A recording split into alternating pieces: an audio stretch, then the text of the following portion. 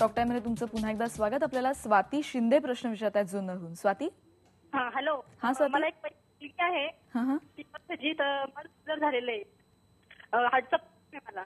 तर मग काही प्रॉब्लेम परत जर ठेवलं तर स्वातीचा प्रश्न आपल्याला कळू शकत नाही. कदाचित आपण पुन्हा एकदा स्वातीचा फोन आल्यावर नक्कीच त्याच्या प्रश्नाचं उत्तर देऊ. मॅम, काही वेळेला असं असतं की जसं आपण म्हटलं की पोट बांधायला पाहिजे, कायच्याविषयी असं अनेक प्रश्न असतात. पण बाळ डिलिव्हर झाल्यानंतर ब्रेस्ट फिडिंग बाबत काय लक्षात ठेवावं एखाद्या मुलीने, किंवा मग त्याच्या आधी त्याच्याबाबत काय आपण तयारी करू शकतो का? नक्की काय तयारी? ही सगळी प्रसूतीपूर्वच करावी लागते की तुम्ही चांगलं खा. आम्ही जे म्हणतो ना की चांगलं खा, चांगलं राहा, की तुम्हाला इन्फेक्शन आईला शक्यतो नसावं शेवटच्या 3 महिन्यात. आणि निपल्सची काळजी घ्या. स्वच्छ पाण्याने, स्वच्छ साबणाने रोज आंघोळीच्या वेळेला तेवढी काळजी घ्यायची. आणि शक्यतो प्रसूती रोगतज्ञ किंवा स्त्री रोगतज्ञ ज्या असतात त्या जनरली तुमच्या 9व्या महिन्यात बघतातच की निपल्स नीट आहेत की नाही, कारण नंतर बाळाला दूध त्रास प्यायला प्रॉब्लेम येतो. आणि डिलिव्हरी झाली की आम्ही आईला देतो बाळाला पाजायला. पण ह्या बाबतीत जे लिहिलेलं असतं, आता नेटवर वगैरे हल्ली खूप मुली बघतात, तर त्या लगेच विचारतात, अरे why I am not getting feeding, why I can't feed.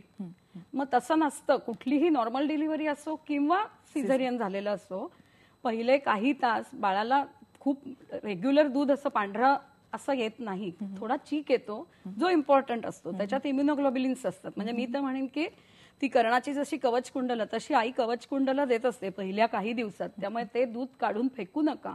जरी पाणीदार दिसलं तरी ते खूप महत्वाचं असतं.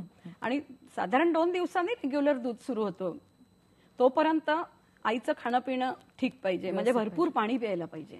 ही काळजी मेन. नक्की. आपल्याला दीप्ती थोरात प्रश्न विचारतात डोंबिवलीहून. दीप्ती. हॅलो. हा दीप्ती. हा, मी आता सामाला 6वा महिना लागलाय, तर मला विचारायचं होतं की मला ऍसिडिटीचा खूप त्रास होतो, तर त्यासाठी काय करायचं? एक पहिली काळजी म्हणजे जेवणात तुमच्या साधारण मसालेदार आणि तेलकट पदार्थ वर्ज्य करा.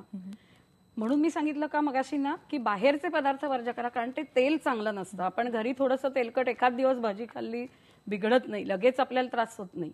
तर तामसी पदार्थ म्हणजे तो आहार टाळाच शक्यतो. आणि एरवीच्या याच्यात मसाले कमी घाला आणि माइल्ड अँटासिड घ्यायला हरकत नसतं. आणि ते पण डॉक्टर तिची जी गायनेकोलॉजिस्ट असेल त्याच्याबद्दल नॉर्मल जी आपल्याला ऑन द काउंटर मिळतात ती घ्यायला काहीच हरकत नसते. कारण प्रेग्नन्सीत काय होतं, 6 महिने म्हणजे बाळाच्या वजनामुळे इंटेस्टाईन्स दबली जातात, त्याच्यामुळे गॅसेस ऍसिडिटी जास्त वाढते. नॉर्मल आहे ते. आपल्याला ज्योती शिंदे प्रश्न विचारतात धुळ्याहून. ज्योती. हो. ज्योती, तुमचा प्रश्न सलग पूर्ण करा प्लीज. मॅडम, आयपीएल कॉन्ट्रासेप्टिव्ह पिल घेतल्यानंतर म्हणजे फ्युचर प्रेग्नन्सीवर त्याचा काही परिणाम नाही होत ना? आयपीएल तुम्ही घेतल्यावर परिणाम काही ते होत नाहीत, पण प्रेग्नन्सी राहत नाही हे निश्चित असतं. पण साधारण 2-3 दिवसांनी पुन्हा एकदा ब्लिडिंग होतं आणि मग तेव्हा बायका फसतात की त्यांना वाटतं तो पिरियड आहे. त्यामुळे शक्यतो मी काही त्याच्यावर कमेंट्स करणार नाही. बरं. आपल्याला विशाखा प्रश्न विचारतात. विशाखा जाधव प्रश्न विचारतात मुंबईहून. विशाखा. नमस्ते, मी विशाखा बोलते. मी 6 मंथ प्रेग्नेंट आहे, पण 1.5 मंथ पासून माझं स्पॉटिंग होतंय. मी जास्ती एक्झर्ट केलं ना की माझं स्पॉटिंग होतंय, आणि मला थोडं जरी ट्रॅव्हल केलं ना तरी पण माझं स्पॉटिंग होतंय. मी सोनो केला 2 वेळा, तो नॉर्मल आलाय. मालफॉर्मेशन स्कॅन पण केलंय, ते पण नॉर्मल आलंय. पण आता सुद्धा माझं जास्ती एक्झर्ट केलं की स्पॉटिंग होत आहे, 1 ड्रॉप वगैरे. असं का होतं आणि मला काय प्रिकॉशन घ्यायला पाहिजे? प्रिकॉशन मला वाटतं तुमच्या डॉक्टरनी सांगितलेलंच असेल की तुम्हाला जेव्हा स्पॉटिंग होतंय तेव्हा थोडाफार प्लासेंटाचा प्रॉब्लेम, म्हणजे लो लाईन प्लासेंटा आम्ही जे म्हणतो की वार जी असते की ज्याला नाळ जोडलेली असते गर्भाची, ती थोडी खालच्या लेव्हलला असली की थोडंसं स्पॉटिंग खूप जणींना होत राहतं. अशा वेळेला तुम्ही जरा सुद्धा प्रवास करता कामा नये, अगदी प्रवास टाळा. हे मला आणि एक सांगायचंच होतं की शक्यतो प्रेग्नन्सी डायग्नोज झाली की पेशंट विचारतात, मॅडम इकडे जायचं, तिकडे जायचं, शिर्डीला जायचंय, अमक्याला जायचंय. बिलकुल जाऊ नका. पहिले 3 महिने तर अगदी पूर्णपणे प्रवास टाळा. भले तो बाय एअर असो, रेल्वे असो, बस असो. त्यातल्या त्यात मी म्हणेन की रेल्वेनी प्रवास खूप म्हणजे सोयीचा असतो. मॅम आणि एवढं म्हणजे प्रवासाचा मुद्दा आहेच, पण सोनोग्राफी नेमकी कधी करावी किंवा पहिली सोनोग्राफी कधी करावी याच्याबद्दल पण खूप प्रश्न असतात. तर नेमकी पहिली सोनोग्राफी कधी करायची असते? आता मी काय म्हणेन की हल्ली एवढी अवेलेबिलिटी आहे आपल्या ह्याच्यात देशात की सोनोग्राफी स्वस्त मी म्हणणार नाही, खूप स्वस्त नाहीये, पण काय आहे, ज्यांना परवडत नाही त्यांच्याकरता म्युन्सिपल हॉस्पिटल्समध्ये किंवा गव्हर्नमेंट हॉस्पिटल्समध्ये खूप स्वस्तात सोनोग्राफी 50 रुपये येते. तर तुम्ही पहिली सोनोग्राफी पहिल्या 3 महिन्यात एकदा करायलाच पाहिजे. That is a must. कारण पुढे काही झालं तर आम्हाला तो पहिला सोनोग्राफीचा रिपोर्ट बघून कळू शकतं की अरे तेव्हा हे होतं तर आता हे वाढेल. म्हणजे त्याप्रमाणे डॉक्टर सल्ला पण देऊ शकतात. आपल्याला अलका परचुरे प्रश्न विचारतात ठाण्याहून. अलका. हॅलो, हा, माझं नाव अलका परचुरे, ठाण्यावरून बोलते मी.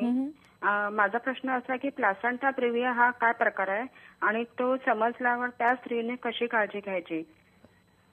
आता मी सांगितल्याप्रमाणे त्या आधीच्या पेशंट ज्या बाईंनी विचारलं ना की मला थोडंसं स्पॉटिंग होतं, तर प्लासेंटा प्रिव्हियाचे 2 प्रकार आहेत. लो लाईंग प्लासेंटा प्रिव्हिया आणि थोडा ऑन द वर्ज, म्हणजे जो प्लासेंटा प्रिव्हिया म्हणजे काय? प्लासेंटा म्हणजे हे वार, नाळ आणि वार जी आहे ना त्यातली वार म्हणजे ती प्लासेंटा, ज्याच्यातून बाळाला सगळा सप्लाय होतो. ती जनरली युट्रसच्या म्हणजे आपल्या गर्भाशयाच्या वरच्या साईडला किंवा मागच्या साईडला असते. हे नॉर्मल आहे.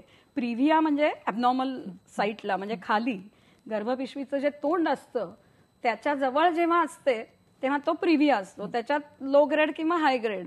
जेव्हा हाय ग्रेड असतो तेव्हा पेशंट खूप ब्लीडच होत असते. आम्ही तिला कंपल्सरी बेड रेस्ट सांगतो, म्हणजे 6 मंथ्स ऑनवर्ड्स बेड रेस्ट, कारण ती कधी ब्लीड होऊन तिला पटकन सिझरला घ्यावं लागतं. नॉर्मल डिलिव्हर होत नाही, आम्ही देऊ देत नाही, कारण ब्लिडिंगचे चान्सेस वाढतात. बरोबर. आपण अशी चर्चा सुरू ठेवणार आहोत, पण टॉक टाइम मध्ये इथे घेऊयात एक छोटासा ब्रेक. पहा फक्त IBN लोकमत.